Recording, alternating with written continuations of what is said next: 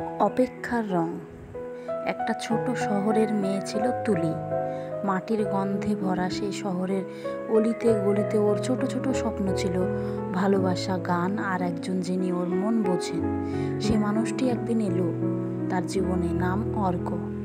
অর্ক ছিল শহরের বাইরের ছেলে, পড়াশোনা করতো শহরের কলেজে। প্রথম দেখা হয়েছিল লাইব্রেরিতে। বইয়ের পাতা উল্টোতে উল্টোতে চোখ পড়েছিল তুলির চোখে। এরপর আস্তে আস্তে কথা, বন্ধুত্ব আর একদিন ভালোবাসা। কিন্তু জীবন সহজ ছিল না। অর্কর পড়াশোনা শেষ হতেই ওর চাকরি হয়ে গেল কলকাতায়। তুলি চাইল না ওকে আটকে রাখতে।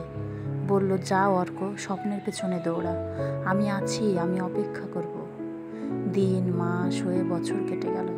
প্রথম প্রথম ফোন মেসেজ সব ছিল, তারপর ব্যস্ততা, অফিস, কাজ আর তুলির অপেক্ষা। একদিন অর্ক ফোন করলো, তুলি, আমি বোধহয় আর ফিরতে পারবো না, আমার পরিবার চাই অন্য কাউকে, আমি কিছু করতে পারলাম না।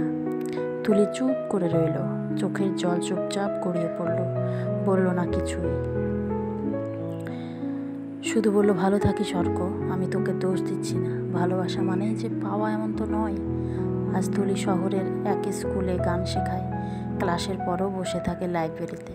হয়তো আজও অপেক্ষা করে, কিন্তু এখন আর কষ্ট হয় না, শুধু একটা স্মৃতি আছে, কষ্টের মাঝেও ভালোবাসার রং যে রয়ে যায়।